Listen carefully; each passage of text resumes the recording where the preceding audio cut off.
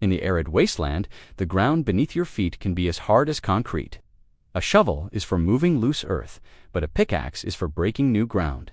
This tool is a requirement for serious excavation, whether you're digging a root cellar, a defensive trench, or trying to break through the hardpan caliche soil common to our Arizona desert. It is a tool of pure leverage and focused force, and building one that won't fail requires a deep understanding of its unique stresses. The Primitive Pickaxe. A Masterclass. Chapter 1. The Theory of the Pickaxe. Unlike an axe, which splits along a grain, a pickaxe is designed to concentrate all the force of your swing into a single sharp point. This shatters and fractures unyielding material. The head must be durable enough to withstand repeated high-velocity impacts, and the handle must be long enough to generate power while absorbing the shock. The single most critical element is the haft, the bond between the head and the handle. As this is the point that will endure the most violent stress. Chapter 2. Sourcing the Head. Hardness and shape. The head must be made from the toughest, most shock-resistant stone you can find. We're not looking for something that flakes easily, like obsidian. We need a tough, igneous rock like basalt or granite.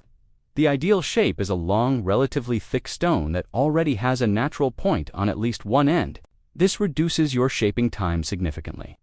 Scour dry riverbeds and rocky outcrops for a stone that feels heavy for its size, a sign of high density and strength. Chapter 3. Shaping the Head. The Hafting Platform. Our goal is to create a point on one end and a flat, stable platform in the center for the handle. Using a hard hammerstone, we will peck the business end into a sturdy point. Don't make it too thin, or it will fracture on first impact. For the center, we will peck and grind a flat surface on what will be the top of the head. This platform is where our handle will sit, providing a large area of contact for a secure bond. A slight groove can also be pecked on the sides to help seat the lashings. Chapter 4. The Handle. The Lever of Power. The pickaxe handle needs to be longer than an axe handle, roughly waist-high, to allow for a powerful two-handed swing. Again, a straight, shock-resistant hardwood like mesquite is the only choice. The end of the handle that will meet the head must be carved flat to match the platform we created on the stone, ensuring a perfect, no-wobble fit. The rest of the handle should be smoothed and shaped for a comfortable and safe grip during a full-power swing. Chapter 5. The Hafting. The T-lashing. This is what separates a real tool from a toy. We will place the handle perpendicular to the stone head, creating a T-shape. We will use wet rawhide or sinew for its shrinking properties.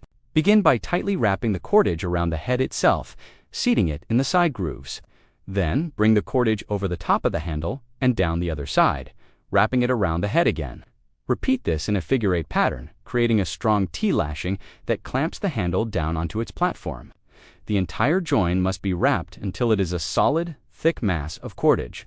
Chapter 6. Conclusion. The Groundbreaker.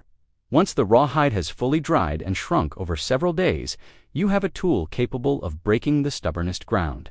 It unlocks the potential for underground shelters, gives you access to clay deposits for pottery, and allows you to reshape your immediate environment for long-term survival. You have conquered the earth itself. If this guide helped you, then break that like button and subscribe for more Wasteland Wisdom.